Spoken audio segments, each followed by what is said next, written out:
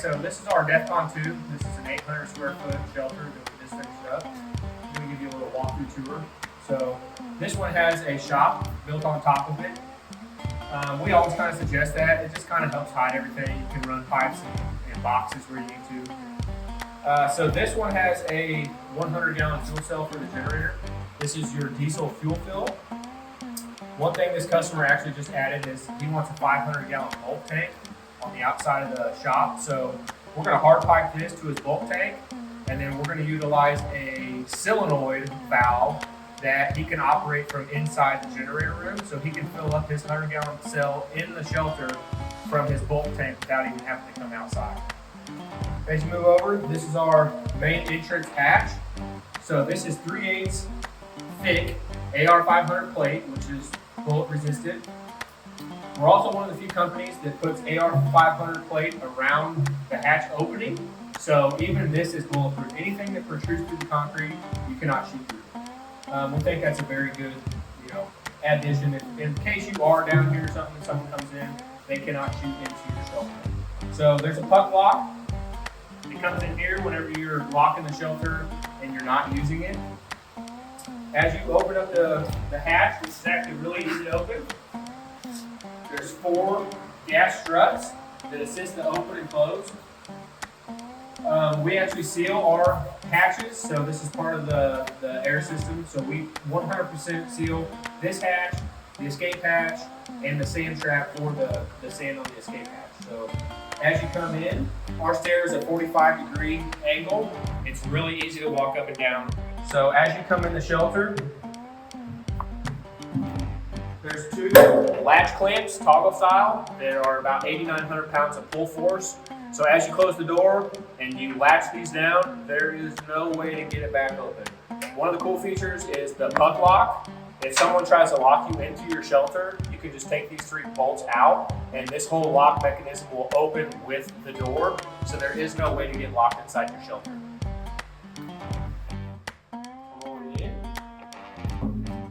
So right here is a carbon dioxide monitoring system. This basically monitors the air quality in your shelter.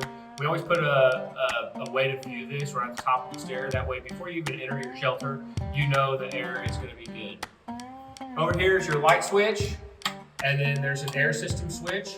So in the event of a blast, you come down here, close your hatch, turn your air system on, and let that start circulating the air out of the shelter.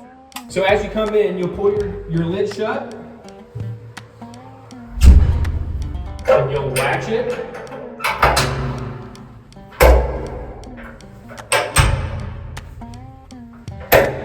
And now your shelter is sealed.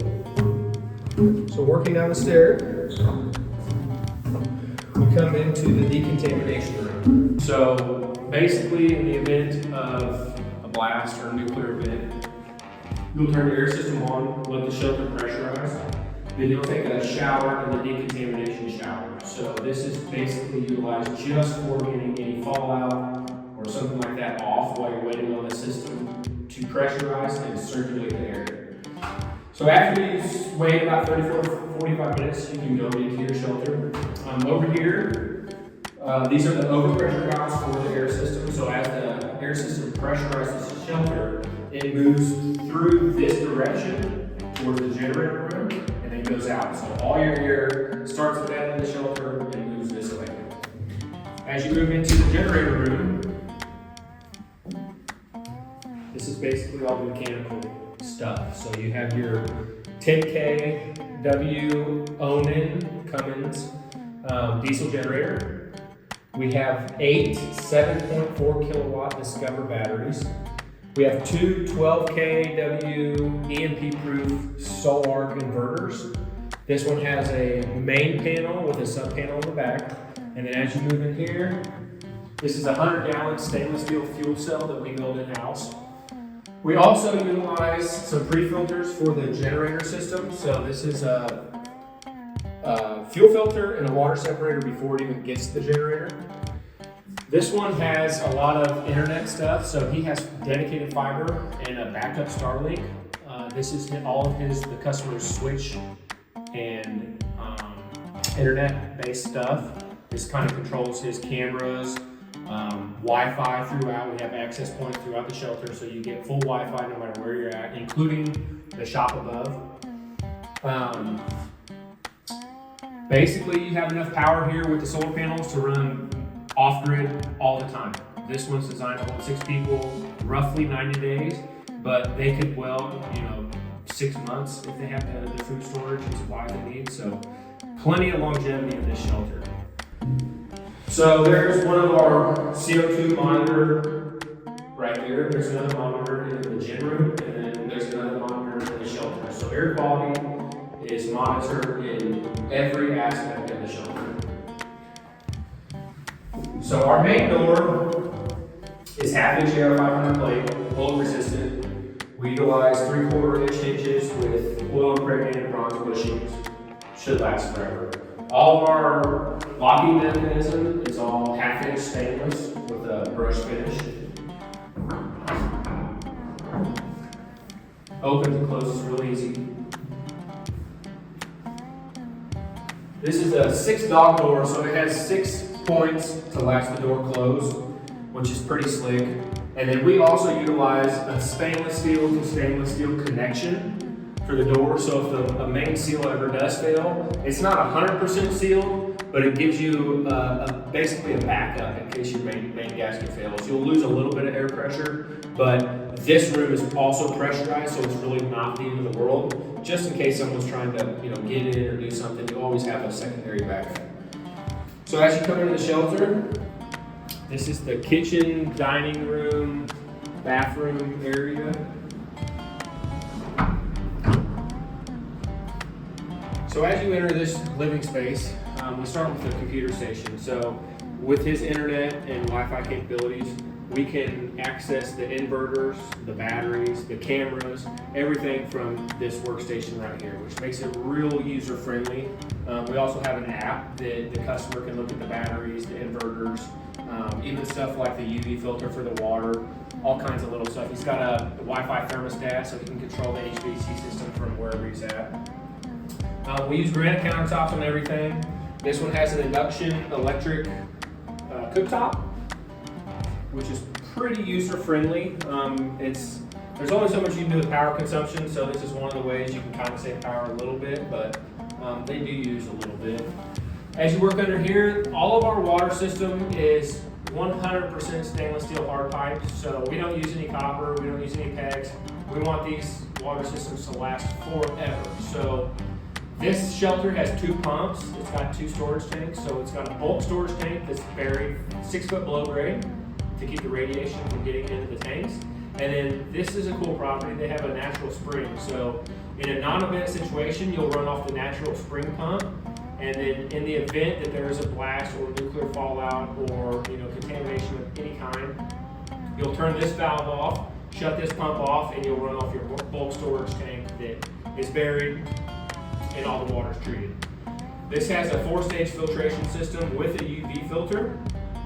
There's 2 water level gauges right up under here, so you can see exactly how much water level you have in your spring tank and your storage tank.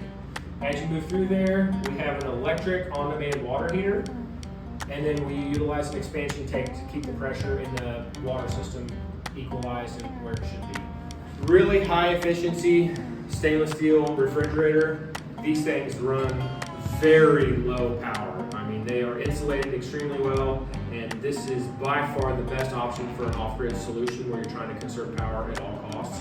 So this is a very high-end refrigerator for the application. Moving down, we utilize a wet wall system. Basically, we try to keep all of our plumbing on one wall so we don't have water lines going all throughout the place. So you got your kitchen with your sink, and then you move into your main shower and your toilet area. We build all the wet areas out of stainless steel sheet. So all this is painted stainless steel. The tank is actually stainless steel, and we like to use glass shower doors just because they're easy and they look good. We do build them with a P-trap, so it's one thing to keep in mind is just keeping the P-traps filled up every once in a while. But we have this valve plate, so basically if you ever have to work on your shower valve, you pull a couple bolts off, There's some shutoffs back there if you needed to change, you know, any of the lines or valve or anything. Really easy to work on. Bar top, kind of kitchen hangout area. And then we move into our toilet area. So this shelter has just an actual toilet. This is a grinder pump setup. So basically it will macerate anything in the tank and pump it out to the septic. We utilize backflows and valves in case you ever have to work on it. Make it really easy to take apart if you did have to change the pump. As you move down, this is kind of the HVAC room / storage. So you have a all-in-one washer dryer system. It's a 110 volt ventless. A lot of what people are using in RVs and stuff like that. These are fairly new and they actually work pretty good. They're not horrible. There is another tank pump here. So all the water from the washer and dryer, from your dehumidifier, and your geothermal HVAC systems, all the drains go into that tank and then that pumps it out to the septic. So we use spiral duct for our HVAC system. Obviously a normal geothermal pump. We like to get these hydraulic lines made just so we don't have to use rubber and hose clamps. I think they look a lot better and they should last literally a lifetime. So we try to do everything we can to make it easy to work on and clean it up, make it, you know, the longevity just through the roof. So this system actually has two VA150 air systems. This shelter is designed just for this. This creates the correct amount of overpressure in the shelter to keep any contaminations out. So the cool thing about our system, we think, is the way we've designed the air system. So this air system is designed to run off a switch at the top of the stair or right inside the main door. Anytime the generator kicks on, it automatically turns on the air system. So air is constantly moving that way and it keeps your generator cool and all the electronics in the gen room cool. And then there's also a timer in here. So when you're not using the shelter or you're just hanging out in here, you know, in a non-event, you can set the timer to run, you know, 30 minutes or an hour, once or twice a day, just to change the air out, keep it from getting stagnant. The dehumidifier obviously keeps all the moisture down, so that's good for the paint, all the electronics and the equipment in here. This is a Gallo-Tech gun wall system this customer requested. Pretty slick little, you know, modular unit. They're very easy to set up. You can kind of configure long guns, short guns, ammo, stuff like that. Just a cool little feature. And then this shelter has a secondary egress, which is the escape hatch, emergency basically. So you've got your main stair, emergency escape hatch. We designed these a little different, so these come straight into the shelter. So you need that 6 foot of dirt buffer for the nuclear fallout. So we fill these with sand. The cool thing that we do is we have this valve system, so if you ever have to use this, you can open this valve and the sand from the escape hatch dumps into a tank that's behind the shelter buried. So it will hold 2 loads of sand. So you could use it up to 2 times before we have to figure out how to evacuate the sand. But most people literally never have to use these just in case. But there is a secondary option like a lot of the other companies use, which is just a pipe plug and let the sand come out in here. We don't want that to be the only means of getting the sand out, so we utilize the valve system in the tank. But worst case scenario, there's always a second way to get the sand out. There is a 12-ton long-range jack at the top of this hatch. If something happens, the building falls down on top of here, you have 24,000 pounds of jack force to get anything pushed off the escape hatch. So that's a pretty cool little deal. All of our conduit is hard piped and it's all visible. So this limits the amount of back and forth conduits we have to have for travelers and stuff like that. Moving into the sleeping box, basically. This is your master bedroom. TV, bedroom, bed, and a little closet. This customer has a Wi-Fi access point in the master bedroom. He's got one in the bunk area, and then he's got another one in the kitchen. So any point in this shelter, you've got Wi-Fi access everywhere. This is the second Air VA150 system. Basically just pre-filter your bagged charcoal filter that stays bagged and sealed until you actually need it. So you're just pulling fresh air in from outside in a non-event. If there is an event, then you would break this clamp loose, hook this hose into here, this hose into here, and then you have 1 year that you can use your charcoal filter for NBC filtration. These are the closets and bunk assemblies, pretty cut and dry. This shelter's set up for 6 people, so 2 people in the master and then 4 bunks. So as you come into the last box, this is the dining room / living room area. Big TV, like I said, they've got Wi-Fi, so they've got Netflix and all the cool apps. We build all of our own table systems, really, so this is kind of like a restaurant, you know, where you've got a booth. It's all custom, so you can kind of design this size to fit accordingly to the family that's going to be in here. So that's pretty much everything. This is an 800 square foot shelter, and I can say the customer is extremely impressed with the quality of work.